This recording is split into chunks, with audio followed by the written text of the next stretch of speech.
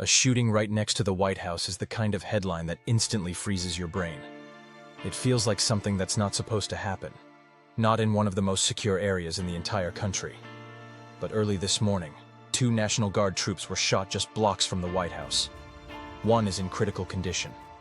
The suspect fled, and Washington, D.C. immediately went into emergency lockdown mode. Tonight, we're breaking down exactly what happened, what investigators know so far, and what this means for security in the nation's capital. Here's what has been confirmed. 2 National Guard members were stationed near a security checkpoint close to the White House perimeter. At around dawn, a suspect approached the area, pulled out a handgun, and fired multiple rounds at the soldiers before escaping on foot. Witnesses say the shooting was abrupt. No warnings, no confrontation, just gunfire and chaos. Emergency responders rushed the 2 troops to the hospital, and as of the latest update, one is fighting for their life. This wasn't a protest, not a security drill gone wrong, and not some confused tourist incident. This was a deliberate attack in one of the most heavily monitored zones in America. Within minutes, the Secret Service and DC police locked down the surrounding area. Roads were sealed. Pedestrians were redirected, and the nearby airport announced a temporary ground stop due to the security threat. Federal agencies launched a citywide manhunt for the shooter, reviewing surveillance from dozens of cameras that blanket the streets around the White House. This is the kind of situation that triggers layers of response, from local law enforcement up to federal counterterrorism units.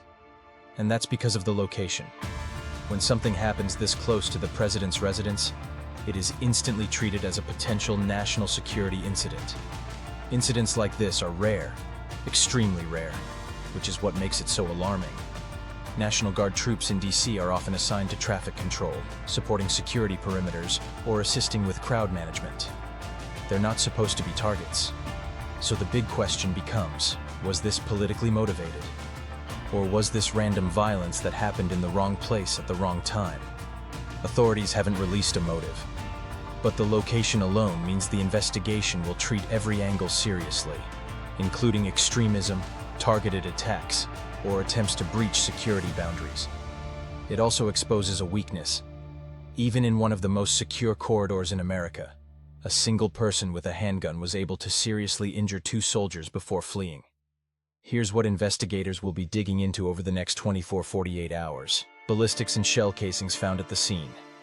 Camera footage from street intersections, Secret Service cameras, and business security systems. Witness interviews.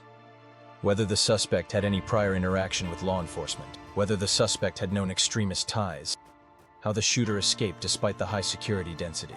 And this question will be circulating heavily in DC. Did this attack exploit a blind spot? Because if so, that becomes a national concern, not just a local incident. Events like this ripple far beyond the immediate crime scene. Expect to see increased National Guard presence in central DC, more checkpoints and random screenings, tighter lockdown protocols when incidents occur, higher alert levels for the coming days. Washington, D.C. has been on edge with elections approaching, international tensions rising, and political demonstrations increasing. An attack on service members near the White House adds even more volatility to an already tense landscape. Right now, the country is waiting for 2 things: a suspect identification and a motive. But what's already clear is this. A shooting this close to the White House is more than local news. It's a reminder of how unpredictable security threats can be, and how quickly the situation in the Capitol can shift.